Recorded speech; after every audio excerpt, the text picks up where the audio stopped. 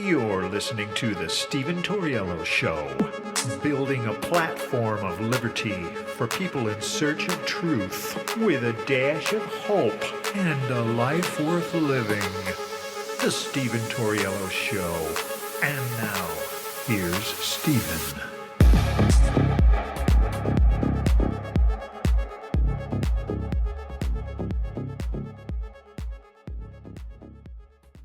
What's up, ladies and gentlemen? Welcome to the show. As always, thank you for tuning in. I wanted to actually get into some weird stuff first, before we get into the latest and greatest when it comes to politics.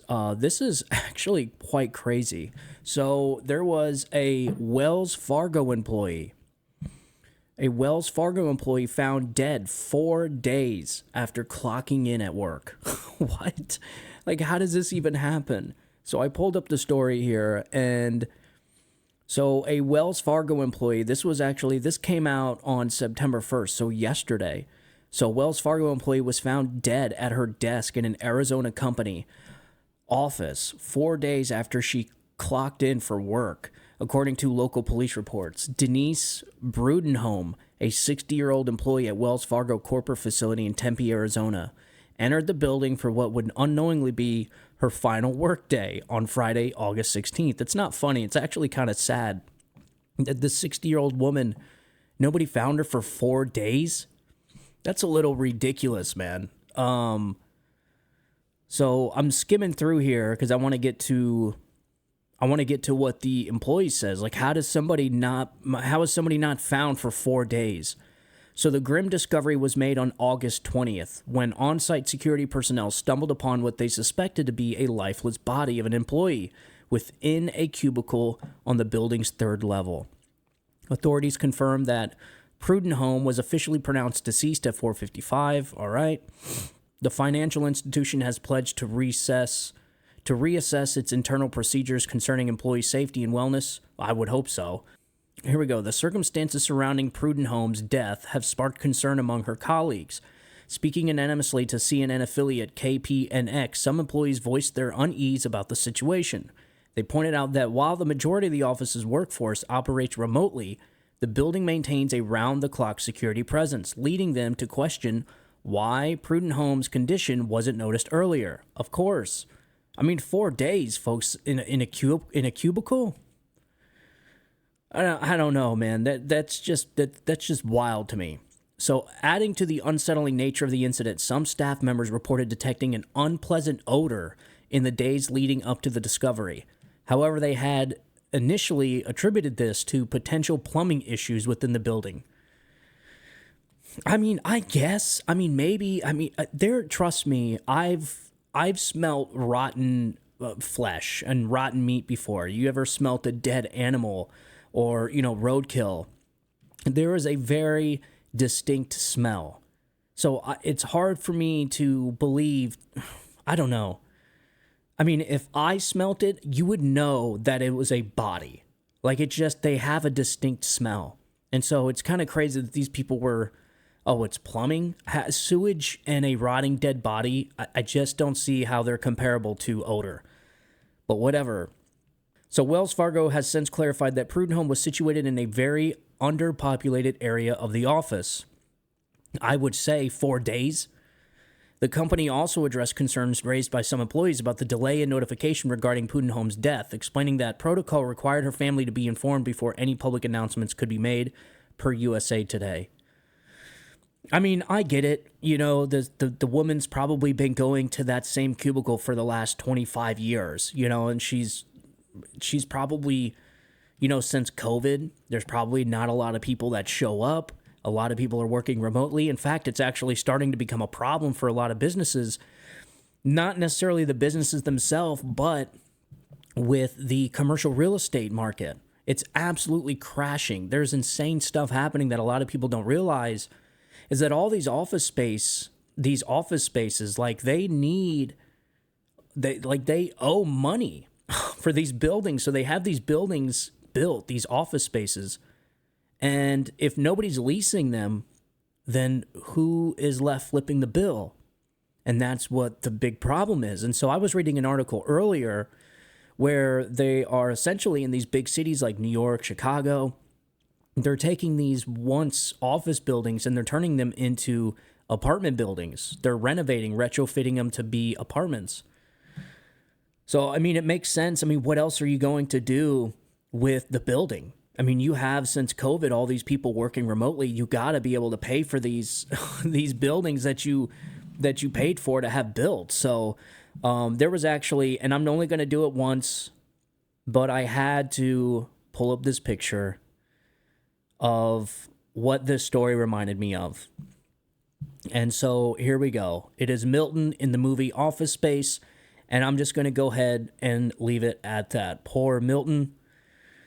You know, it was a good thing she was on the third floor and not the basement, because then I think we would have a pretty big correlation between the two. So, all right, so moving on, I told you I wanted to get into the Elon Musk, this whole censorship battle that's going on between not just Elon Musk, but this other guy with Telegram who was just arrested a couple days ago. I'm starting to see this kind of totalitarian momentum spreading across Europe. And not just Europe, but now in Brazil with Elon Musk. Stuff is getting crazy, man, with the censorship. And just like I said on the last episode, if you ever want to know which side is lying, just figure out which side is trying to censor people. Unless you're lying, you don't need to censor the other side. I mean, it's as simple as that. So anybody that's doing the censoring, it's because you're saying something they don't want other people to hear. It's as simple as that. And the reason why they don't want other people to hear it is that it makes them look bad. Or it's the truth. It's as simple as that, folks. Never, ever in human history has the people doing the censoring been the good guys. Ever. I mean, there is not a single moment in human history that has happened where the country or regime that is doing the censoring ended up being the good guy. In fact, censorship always leads to totalitarianism, communism, so on and so forth. And usually a civil war or some type of conflict with, you know, thousands, if not millions of people dead. So I think this is a slippery slope, and we know from a Real Clear Politics survey that the majority of Democrats do support mass government censorship. This was a big issue for RFK Jr. One of the main reasons why he left the Democrat Party was because of the censorship. They censored RFK Jr. went on Twitter, on Facebook. They censored Donald Trump. They censor all of us. In fact, I'm watching conservative content creators all across the board being banned. I wouldn't be surprised if they tried banning my accounts too on TikTok. All this is from TikTok, and I find it very crazy how TikTok, they want us to save TikTok, but yet they keep banning people. They keep censoring them. It's like, well, why the hell would we save you? Why the hell would we stick up for TikTok, a platform, when all you're doing is censoring people and banning their accounts? It's not a very good way of trying to get people on board to the old Save TikTok, to the old Save TikTok campaign. But to each his own, man. I'm going to continue posting content that I want my fellow Americans to hear. And if TikTok bans my account, I will continue to post stuff on Twitter, on Facebook, on X, formerly known as Twitter, on anywhere I can, YouTube, Rumble. This is why it was so important years ago when we said that we need a parallel economy when it comes to free speech platforms like Rumble, the last bastion for free speech, a video platform. And now you have Elon Musk. And this is actually a perfect segue into what is happening to Elon Musk. So let's get into this whole Brazil and Elon Musk battle. So I got an article here from the New York Times. So Musk's Starlink defies order to block X in Deville. Elon Musk and this judge from Brazil that I gotta say looks like Voldemort on Harry Potter. I'm gonna show you a picture of him in a second. There's been this months-long battle between him and Elon Musk, and I guess finally this judge went full tyrant and just started banning X all across Brazil, and there's heavy fines for anybody caught using the platform. in Brazil. It's nuts, man. And you can expect this type of behavior to come here in America because we're not that far off, folks. You got Canada doing it. You guys remember when Canada, they freaking locked the truckers, the Freedom Convoy or the Semi Convoy, locked their bank accounts.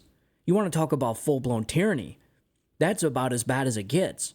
But we're not too far off here. In fact, I did an episode a couple months ago where we talked about how we're going down the similar paths of Venezuela right now with our elections, with the way that this fourth branch of government has pretty much captured our branches of government, the Senate, the House of Representatives, the executive branch.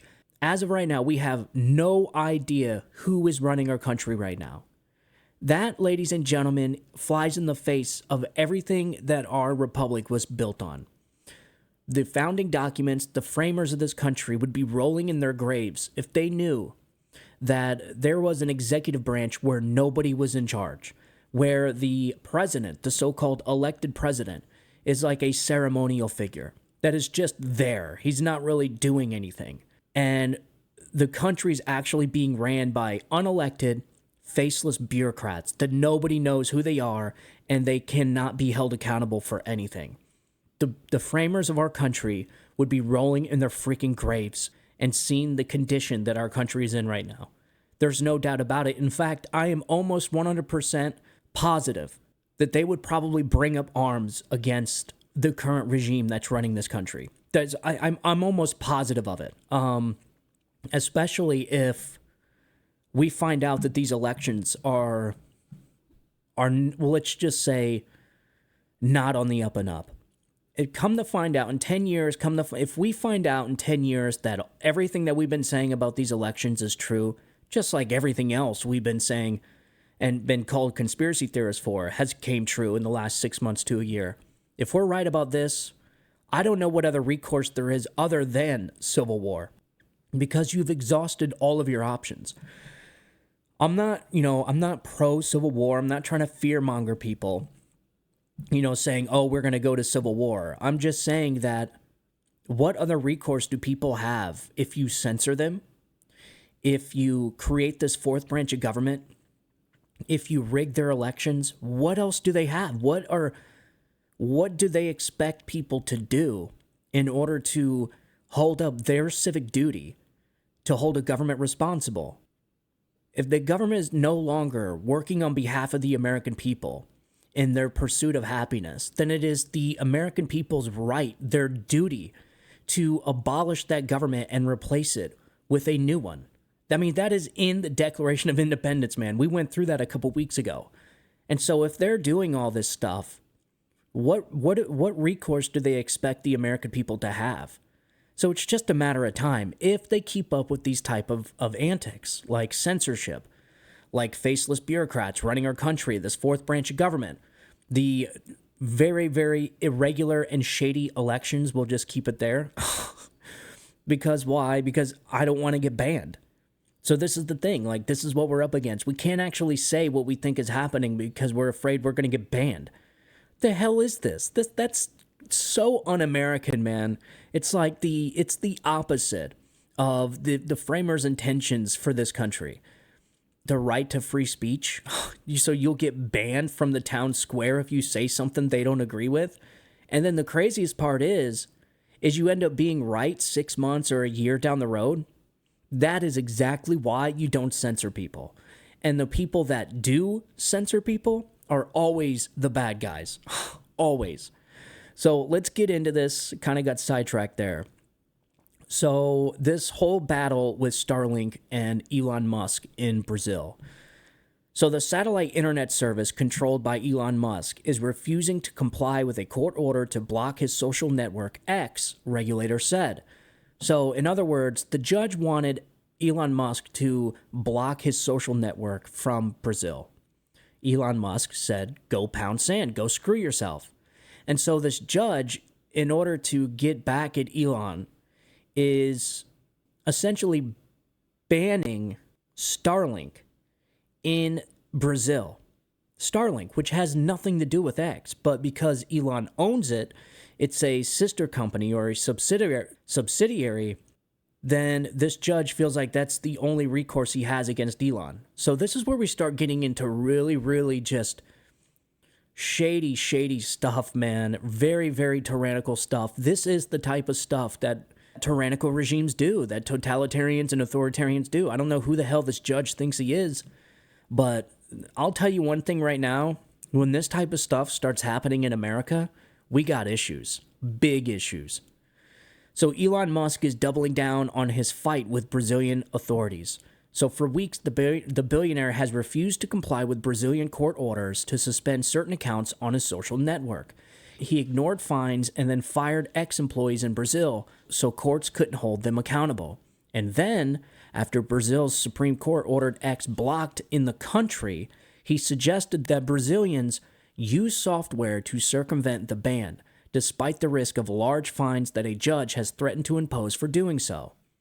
Now he is defying the Brazilian government again. Starlink, the satellite internet service controlled by Mr. Musk, has had 250,000 customers in Brazil, told the country's telecom agency on Sunday that it would not comply with orders to block X, the agency's president said. The retort further escalated a dispute that has already had consequences for millions of Brazilians and for Mr. Musk's business, and it suggests that Mr. Musk is not prepared to back down anytime soon. Good for him. If you would have asked me 5 years ago, that Elon Musk was going to be like this hard ass when it came to free speech and the liberties, the individual freedoms and rights and liberties of people, I would have said you were nuts. I mean, to be honest, I thought Elon Musk was a pretty hardcore leftist, and I think he was, to be honest. But I think just recently, and what I think it is this whole mind virus that that the rest of us called wokeism. I think it taken over his son, the whole transgenderism ideology taking over his son. I think that's what caused Elon Musk to have like this huge red pill moment. And now he kind of has opened his eyes, just like the rest of us, man. I'm telling you, folks, the same thing happened to me. Once you see it, you can't unsee it, man. I don't know what it is. It wasn't any particular person that opened my eyes to this stuff. It was just, I can't even tell you what I was doing. I think I was researching something, trying to prove somebody wrong. And this is when I was a Democrat, when I was a leftist. I was trying to look up something to prove to them that Hillary Clinton was actually a pretty good candidate, being how I thought that Bill Clinton was going to be running the show. So I was a Hillary supporter at the time. And this is when Donald Trump was running. And then when I was looking into Uranium One, and I looked into what the Clintons did with Haiti, and I started looking into all this stuff, that right there, ladies and gentlemen, was exactly when my eyes were open. That, I think, was my red pill moment, because with that and Donald Trump simultaneously running for president and saying all the stuff he was saying about, why Hillary Clinton didn't change tax laws when she was in charge because all of her friends used the same tax codes. Like, when he started doing that on top of all the research I was doing with Uranium One, that opened up the whole ball game for me, man. That's what started it all. And then I was officially red-pilled. And I think this is what happened to Elon Musk. And trust me when I tell you, once you see it, you can't unsee it, man. And I think Elon Musk is definitely taking a red pill. What's crazy is Starlink, for those of you that don't know, is supposed to be a ring of satellites around the entire globe. So that's the goal. The end goal is to have like 55,000 satellites in a ring around that circulates the whole globe in low Earth orbit, and it is supposed to be able to provide wireless internet to anybody, anywhere in the world. And hence is why these Starlink satellites, these uplinks are used in like battlefields, are used in the oceans, are used in Brazil, in the jungles. Pretty much where it's impossible to get internet, Starlink gets there. All right, that's where Starlink is used. So this is a big deal for people that live in Brazil. And so there's this huge uprising going on over there. for their access to the outside world, their access to information. We are in an information war. That is what this is. All this censorship is all to block people's access to information. It is censorship. It is an information war and a religious war, a spiritual war. This is a huge war with multiple different fronts, but in the information war is one of them. So Mr. Musk, X, and SpaceX, the Musk-controlled company that runs Starlink, did not respond to requests for comment. Let's see here. So the Brazilian Supreme Court justice who has led the action against X froze Starlink's assets in Brazil last week and blocked it from carrying out transactions in the country. He did so to try to collect on more than $3 million in fines against X for ignoring his orders to suspend accounts. Justice Moraes, I don't know how you pronounce his name. Justice Moraes, I don't know. My Spanish accent's a little rusty, man. So Justice Moraes has accused X of spreading, here we go, you ready? Of spreading disinformation and hate speech. This is the key word. This is what they use to justify censoring people, is accusing them of misinformation, disinformation, malinformation, and hate speech. Ever since Elon Musk has come out and supported Donald Trump, it has been an absolute these people have lost their ever-loving minds when it comes to Elon Musk, man. This is what Trump derangement syndrome does to people, man.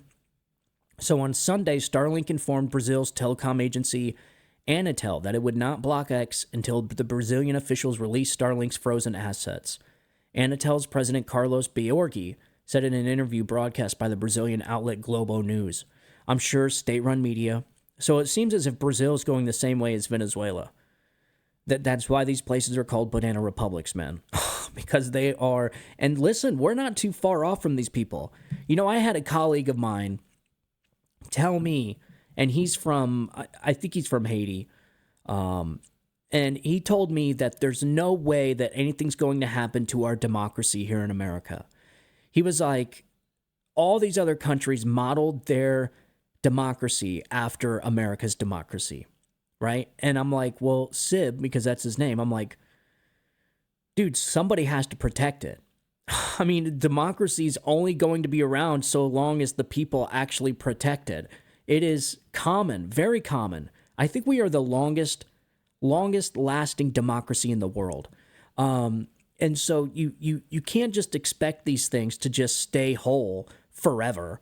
You're going to have to fight for these things. You know, that's why you have wars. That's why you had the Civil War. That's why we went to World War II, was the battle against tyranny and oppression and authoritarianism. So I find it very funny how people think like that democracy is always going to be here, that the constitutional republic is always going to be here because of the checks and balances we have. Like, but these people don't notice the erosion of our checks and balances. Hello, we got a president that's non-existent right now. We have an entire branch of our government that is MIA. The president, the chief executive officer is MIA. We don't know where he's at. But yet the country's still running, which means the faceless, unelected bureaucrats are running our country right now. And if you haven't noticed, it's been an absolute crap show for everybody. And so I wanted, and I did tell him, I said, listen, you have to fight for these things, man. You can't just expect these bureaucrats, the system to uphold itself. It needs support from the people. And so this is why you have that cycle, you know, the weak men creating hard times creating strong men. That is the cycle of our constitutional republic. Every time people kind of kick their feet up and just expect the system to take care of itself, this is what happens. You get rogue administrations, you get rogue courts, you get rogue politicians that kind of just feel like they can do whatever they want. And this is the culmination of that. This is what you get. You get a bunch of faceless bureaucrats that are running the country right off of a cliff. And so it's just mind-boggling. And then I had another colleague of mine who's a leftist say that the government, you can't fix what is going on. It's like, so what are we supposed to do? Just kind of just like take it? Like, this is crazy, man. I told him, I'm like, do you not see the corruption in our government? He's like, you're not going to change that. It's like, well, not with that attitude, you're not. I mean, what are you supposed to do? Just let them go? Let this country just, what, be owned by a bunch of faceless bureaucrats in Washington, D.C.? Hell no. That's what I'm saying. The framers would be so disappointed in these people, man. So disappointed. I mean, the breed of people we have now in this country, this generation of cowards, right? This generation of peons, cowards, these beta males that are, they just accept their fate, man. They don't want to fight for anything. They don't want to stand up and say anything. They're afraid of this whole cancel culture. They're afraid of being accused of being a racist or a misogynist or a bigot. It's fear. We are suffering from a population that has been completely consumed with fear. Cowards. The cowardice is our biggest weakness right now, is cowardice. We have a whole government full of cowards. These politicians, cowards. Almost 99% of them are just cowards. It's as simple as that. This is why I think in order to be a politician, you must have military service. I'm not saying that just because you served in the military, you're automatically not a coward. I just think it helps. I think it helps because it's kind of like a firewall. The military has a way of bringing out the bravery in people. And, it also, not for everybody, but I'm saying it's a pretty good firewall. You want somebody like Joe Biden, who went right out of law school where he failed time and time again, who lied about his grades, makes it into government at 29 years old and has been there ever since, never held a private job, has never contributed anything to our society or to our country. He's never built anything. He's never run a business. I wouldn't let Joe Biden run a lemonade stand. Those are the types of people you want running our country? No, absolutely not. And you know what? Let's get a little, I say we get a little bit of the founding fathers in our government, where they had disagreements and they shot each other in a duel. How about that? Where they tried fighting each other right there on the House floor. Like, that's what we need. People that aren't afraid to stand up and speak their mind. But we don't have that now, man. We have a bunch of cowards. And Elon Musk, to get back on the story, I don't know how we got sidetracked. Elon Musk has taken the red pill. He's not a coward. He is exactly the type of people we need in this battle that we're in, this war for America, this war for free speech, this war for religion, this war for, this war on information. We need people like Elon Musk, like Donald Trump, like RFK Jr., like Tulsi Gabbard, like Don Jr., like all these people, the Paul Reveres. We need the Paul Reveres. We need all of them. That is what fights back against a tyrannical regime. Anybody ever wonder why the framers gave us the First Amendment and the Second Amendment? And why they made them the most important ones? Well, the first ones, the First Amendment, the right to free speech, right to free press, was so that people had the ability to communicate amongst their fellow Americans, their fellow citizens. If the framers found out that the federal government and giant corporations were censoring people's First Amendment right, what do you think they would do? Well, that's why they created the Second Amendment. They knew all this stuff was going to happen, man. They weren't dumb. I think this is the common misconception of the framers of our country, is that, because it was 250 years ago, they must have been dumb. Of course not, man. They knew there was going to be machine guns one day. They knew there was going to be, this insane technology. They were no different. Their thought processes were no different than me and yours. If someone were to ask me today, right now, do you think one day we're going to have time travel?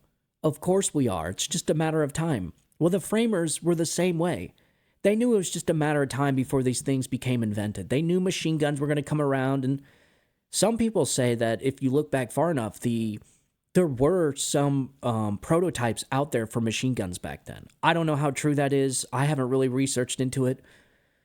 But either way, they weren't dumb. They knew we were going to run into all of these complications in our country. In fact, when the ratification of the Constitution and the Bill of Rights, they knew slavery was going to be an issue.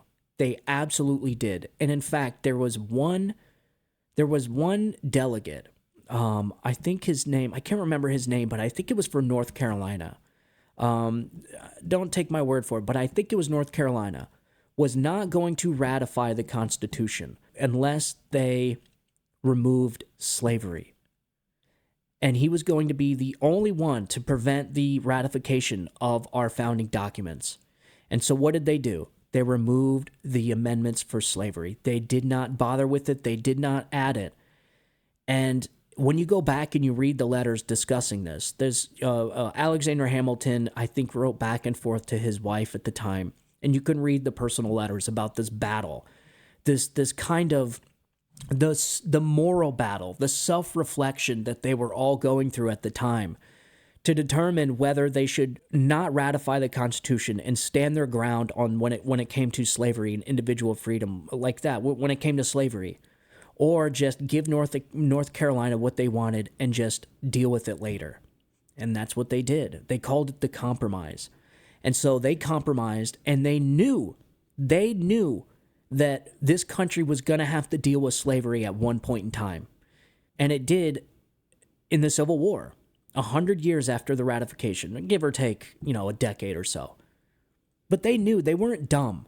And so the fact that people think the framers were dumb and that they couldn't possibly have guessed that there would be an attempt to, there wouldn't be this authoritarian totalitarianism, a rise in America. Of course they did.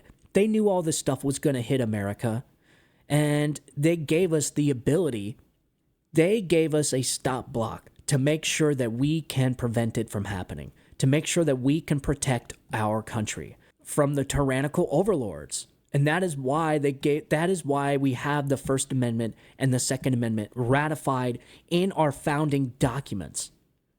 I mean, they made sure. They made sure that the Second Amendment was there just in case the first one didn't work out. It's as simple as that. I think I heard that on a Dave Chappelle skit or something like that. It was a show that he was doing, but it's so true, man. So good for Elon Musk for sticking up for us, man. Good for Elon Musk for taking this battle on for free speech. He may be the most influential person when it comes to our First Amendment rights. Right now, history is going to remember this man as not just the guy that gave us electric vehicles or that privatized spaceflight or that, or that created Starlink to give people access to the internet anywhere in the world. And he actually wants to do it for free. So he eventually wants SpaceX. He wants Starlink to be free for everybody eventually. You know how that goes with his stuff, man. He's creating drones, the Optimus robot. But I think he's going to be remembered. I think his legacy is going to be his support for the First Amendment, the right to free speech. He has been an absolute juggernaut when it comes to protecting people's First Amendment rights. Now, a lot of people are saying they're still being shadow banned and censored on Twitter, or formerly Twitter on X. I hate the name X, by the way. I mean, it's so awful, Elon. I mean, dude, if you just so happen to hear this, man, we're gonna have to talk about this name. I mean, I think I'm just going to continue calling it Twitter. I don't know what else to do. I just can't remember to say X. I don't know what we're going to do. It doesn't flow off the tongue, man. But I think that's how he's going to be remembered. Donald Trump's going to have a completely different legacy. I think his legacy is going to be his never giving up to fighting for the American people, exposing this Frankenstein fourth branch of government we have. That's going to be his legacy. We all have legacies, folks. All of us are going to have legacies. But these men are going to be known for, they're probably going to go, they're going to be talking about these guys for at least 150, if not 250 years, if not longer. I am under the impression Donald Trump's going to be talked about in this country, just so long as we remain a constitutional republic. As long as we remain the United States of America, which at this time I am not too confident about.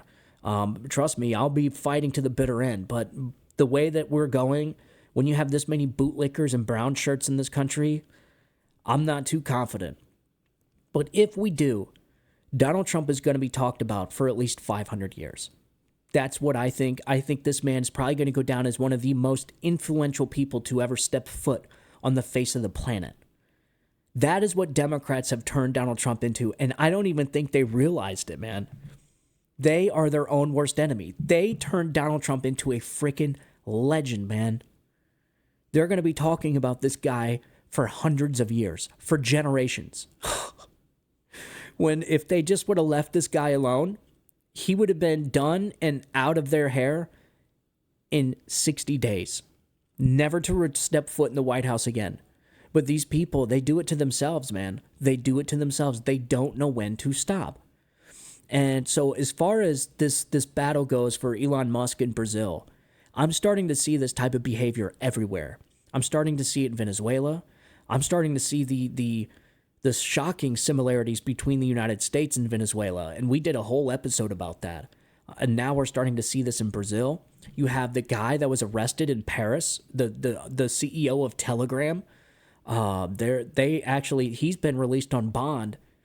They're arresting people, folks. You have people like Douglas Mackey, who is facing prison time for posting a meme about Hillary Clinton in the 2016 election. A meme about voting in Hillary Clinton in the 2016 election, and he's facing prison time. I don't know what these people are up to, but I'll tell you right now, if they continue down this path of censorship, it's not going to lead anywhere good. Absolutely not. I don't know what they think they're doing, but nobody can be the arbiters of truth. It is clear and obvious that these people have not read the founding documents of this nation. They are not familiar with the writings of the founders, of the founding fathers of this country, because if they did, they would realize how bad censorship is, and everything they're doing flies in the face of everything the founders believed in this nation. So that is the problem. It's knowing history, not repeating history, and believing in individual rights and freedoms. These people have none of that. We have an entire generation of kids that are being raised that don't know history, that have never read George Orwell's 1984, that have never read the Federalist Papers. We have a generation of kids being raised in this country that in all reality are pretty dumb. I mean, they subdue them with all this algebra and calculus. And then when they get out of school, they don't know anything. They don't know how to buy a house. They don't know how to sign the front of a check. They don't even know how to fill out a check. Why even bother? They don't know how to start a business. They don't know how to file a mortgage. They don't know how to fill out an application or complete a resume. It's crazy, man. I mean, and you know what that's from, right? The Department of Education, a government program that got involved in our education system, and it has went downhill ever since.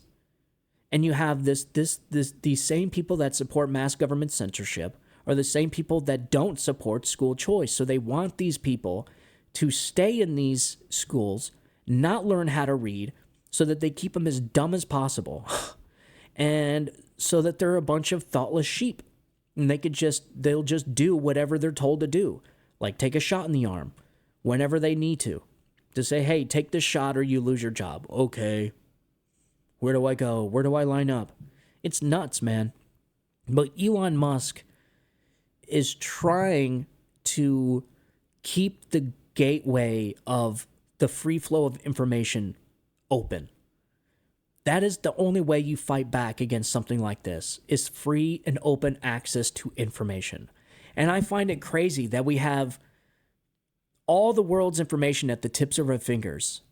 And we have these silly arguments about whether we should adopt, Marxism and communism rather than sticking with our current system of meritocracy and democracy. Like, we're actually having these debates now, even though we have the world's information right here at the tips of our fingers. People are all like, oh, Marxism, it's not so bad. Communism's not so bad. You have the Democratic Socialist Party. Bernie Sanders. Bernie Sanders is an outright socialist, and he is running things in this current administration right now. Him and Elizabeth Warren. You know, the lady that lied about her ethnicity, saying she was an Indian, and she got all kinds of school scholarships and stuff. People, we are dealing with some of the biggest degenerates. Just the fakest, most phony frauds we have ever seen. In fact, I got a perfect example. I was going to talk about this later, but I might as well just show you now. Here's a video of Kamala Harris. I think she was in Detroit. with another fake accent. Here, check this out. You better thank a union member for sick leave. You better thank a union member for paid leave. You better thank a union member for vacation time.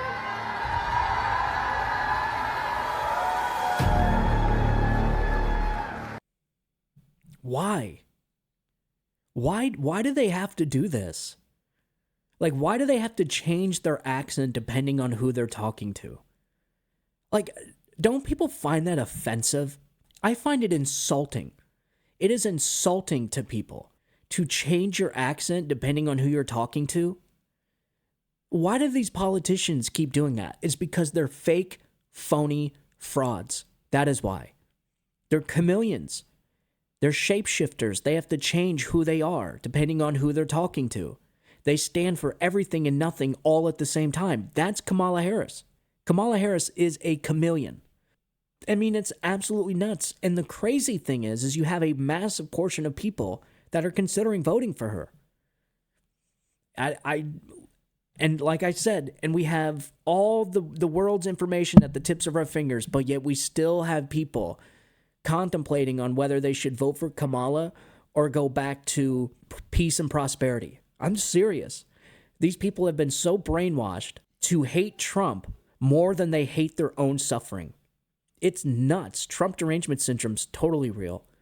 And while we're on that topic, I'll just go ahead and show you this chart right here. So for those Kamala voters out there, you're contemplating on whether to vote for Donald Trump or Kamala Harris. Let's just go through this chart. So these are the prices of goods. So under Donald Trump, gas, energy was at a minus 0.7%. Under Joe Biden and Kamala Harris, it is a plus 40.2% increase. Gasoline was minus 6.8% under Trump. Kamala Harris and Joe Biden, it is a plus 50.5%. Think about that. Gas is almost doubled under the Biden-Kamala Harris administration. You have electricity. Under Donald Trump, it was an increase of 4.5%. Kamala Harris and Joe Biden, 31.7%. We can just go on natural gas was 4.9% under Kamala Harris, 24.7%. But let's go down here to, these are the big ones that people should really pay attention to. Public transportation. Under Donald Trump, it was minus 14.6%. Under the Kamala Harris and Joe Biden administration, it is a plus 16% increase. That is your trains, buses, public transportation. Here's a big one. New cars. You went out to go buy a car lately? The prices are insane. Off the charts. It's like, it's almost as big of a decision as getting a home now. The prices are insane. So new cars under Donald Trump was an increase of 0.2%. Under the Biden-Harris administration, 18.2%. That's insane. Here's another big one that's impacting people every single day. Car insurance under Donald Trump was 6.7%. Under the Joe Biden-Kamala Harris administration, 54.3% increase. Ladies and gentlemen, that is unbearable. Those are everyday expenses that are absolutely crushing people right now. 54% increase? This is what people are feeling right now. This is why people are so desperate right now. They're at the freaking gas pump trying to figure out whether they should get gas for work or put food on the table. Having to make these life-changing decisions at the freaking gas pump. Here's another big one. Airfare. So airline fares under Donald Trump, actually prices went down 23%. And they increased 22.6% under the Kamala Harris-Joe Biden administration. Then there's hotels. This is a big one. Under Donald Trump was negative 15%. Under Joe Biden and Kamala Harris administration, 51.2%. That's pretty big. Hotels is one thing. You know, not everybody stays at hotels. Yeah, you do once in a while. Okay, you know, it's like you go out, take the family out to a trip, or you just stay at a hotel. Me and my family do it. We treat going to a hotel like a freaking vacation. The kids love it. They love the pool, all that stuff. But it's not a necessity. This right here, ladies and gentlemen, the groceries is out of control. This is another thing that's crushing people every single day. Groceries. Under Donald Trump, groceries increased 5.9%. Under the Biden-Harris administration, 21.6%. That's a lot. These are everyday prices. This is what is absolutely crushing people right now. Eggs was a minus 4.8% under Trump. Under the Biden-Harris administration, a plus 46.8% increase. Margarine butter, we all know, Donald Trump, it was an increase of 3%. Under the Biden-Harris administration, 52%. Then it goes through all these other groceries. You could see the list right here.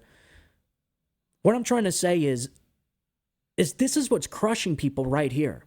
And no matter what these people do, Joe and Mika, Kristen Welker, Jake Tapper, Rachel Maddow, no matter what they do to try and convince people that the economy's great. You guys remember they've been lying to us for 3.5 years saying there's nothing wrong with the economy. That the economy's just great. Bidenomics is working fine.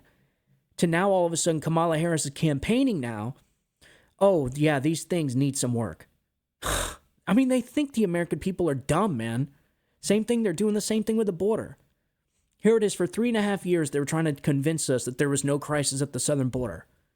But yet now, Kamala Harris, all of a sudden, there's such a big crisis, she supports building a border wall now? My God, man, these people are such frauds. It is, ladies and gentlemen, do not legitimize these people by electing them. Electing Kamala Harris and Tim Walz is just legitimizing and normalizing all of this, and it will never end. You're pretty much giving them the mandate that they can lie to the American people, that they can gaslight them and manipulate them, and still get elected. Do not elect these people in the office. And I feel pretty confident. I mean, I'm not being hubris. I don't want to get people overly confident. I feel pretty good going into this election. I feel good where Donald Trump's at as far as his poll numbers. I don't like Donald Trump up in the polls. I just don't. I don't think it's an accurate description. I think Donald Trump being down in the polls, I feel good about that. I think the American people that don't pay attention to politics have no clue who Kamala Harris is. Definitely have no clue who Tim Walz is. All they know is that 4 years ago, they were doing a hell of a lot better than they are now. So they're going to go to that poll and they're going to say, who was running this place 4 years ago? And they're going to look at the poll, they're going to look at the names, and they're going to see Donald Trump.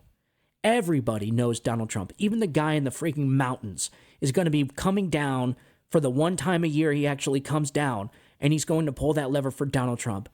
Because no matter what these people say, no matter their lying and their hypocrisy, their double standards, their fear-mongering, their manipulation, their gaslighting, all of that, the American people are going to see through it, and they're going to say, I was better off under Donald Trump. All people want is just to be left alone. They just want the ability to prosper for themselves. That is the American way. Peace and prosperity. I feel pretty confident in Donald Trump's numbers. I don't know what it is, man. It's hard for me to explain. I don't like getting onto this polar coaster. You know, that's what they call it, the polar coaster. This is where like the polls go up and down, up and down. I just don't like doing it. We don't do polls on this show. We'll mention them very rarely, but mostly we don't mess with them because they're not accurate.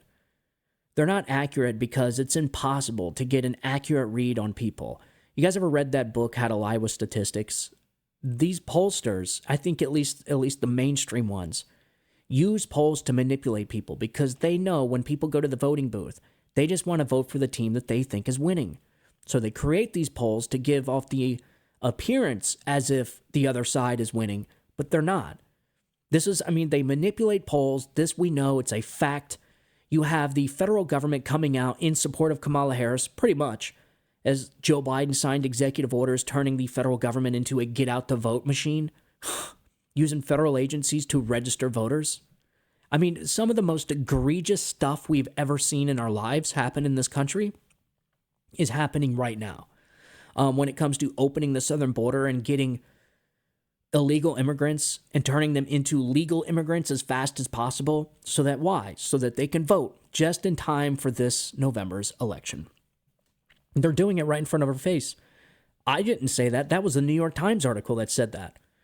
They're naturalizing illegal aliens at the fastest rate in over a decade, just in time for the fall election. I think that was the title for the New York Times piece. Maybe off a couple words or so, but that was, I'm paraphrasing, but that was about what it sounded like. So you have all these factors rolling in, but I still don't think it's enough to persuade people to vote against their own interest. Are millions of people going to vote for Kamala Harris? Of course. You know, it's not going to be a landslide.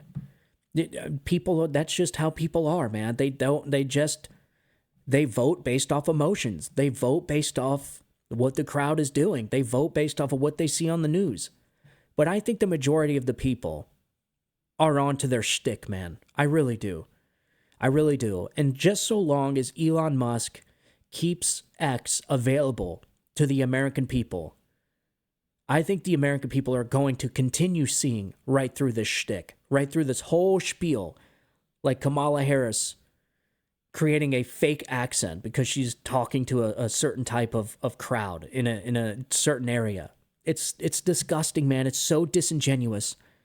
If there's one thing that the American people don't like, is somebody that's fake. We don't like it, man.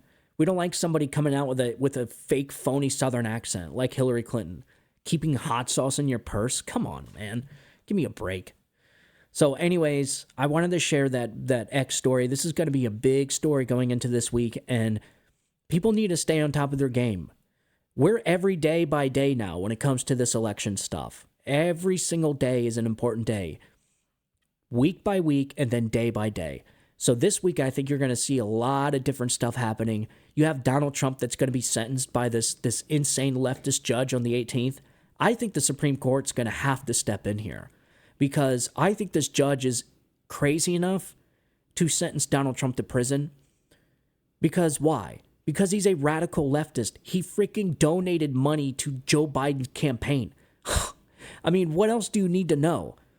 Like, I get that, yeah, judges can be unbiased, but really? You got a freaking judge that you couldn't find a judge that didn't donate to Joe Biden's campaign? Like, you just happen to have this judge that donated to Joe Biden's campaign and his daughter's making millions of dollars off this case, getting donations from Adam Schiff and other prominent Democrats? Millions of dollars? You don't find that a little bit, I don't know, conflicting? I mean, come on, man. I mean, my God, it's so blatant obvious in your face, man. It's like when you've seen pictures of the classified documents in Joe Biden's garage next to his Corvette. It's like, well, wait a minute. Those are classified documents right there. What's he doing with the box of classified documents?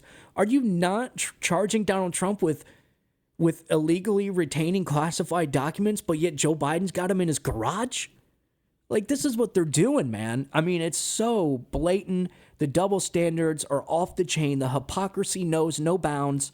I can just go down the list of analogies, man. It's just so insane. We've never seen anything like this. And so I think the Supreme Court's going to have to step in on this court case because I think this judge is going to try and lock Donald Trump up because to interfere in the federal election. That is the name of the game right now. It's always been the game. No matter what these people say, I don't care. They talk about, nobody's above the law. That is complete baloney. That is complete. I almost said the S word. That is complete BS. Of course there's people above the law. Joe Biden illegally retained classified documents he was not supposed to have. He is not being prosecuted right now. Why? Because obviously he's above the law. They said Joe Biden was too mentally unfit to stand trial. So he's above the law. Barack Obama drone striked innocent Americans overseas, drone strike them, vaporize them with no due process. That's not against the law. And we can go on and on and on with the double standards when it comes to Democrats and the way they feel towards Donald Trump. The double standards are off the charts, man. Almost everything that they accuse Donald Trump of doing, they themselves are guilty of. It is like the Democrat 101 strategy. Accuse your opponents of what you yourself are guilty of. It happens over and over and over again. And so I do think that this judge is probably going to throw Donald Trump in prison, or try at least. But I think the Supreme Court's going to have to step in. I was actually listening to one of Donald Trump's lawyers talking about how it moves pretty quick. If the Supreme Court had to, they could move in pretty quick, like within a day, to prevent Donald Trump from actually going to prison. Because, folks, that's our candidate, man. You can't just lock our candidate up in prison, you freaking psychopaths. What are we in, like, is this like Venezuela? What is this? This Vladimir Putin's Russia? I mean, come on, man. Like, do these people not notice the sheer, like, totalitarianism kind of feel to all of this? You're going to lock up your opposition into prison 60 days out from an election? I mean, come on, man. Using the justice system, weaponizing it against your political opponents to kneecap them? It's the same stuff Putin does.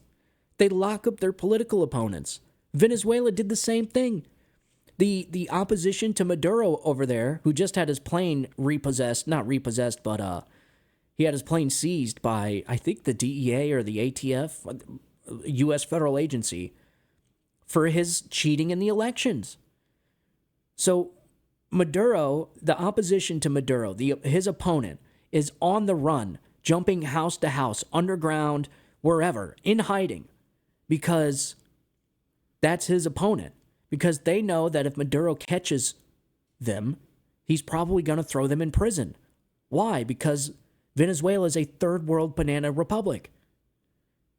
I mean, we are getting ready to sentence a former president and current running Republican candidate to prison. These people want to see Donald Trump in prison.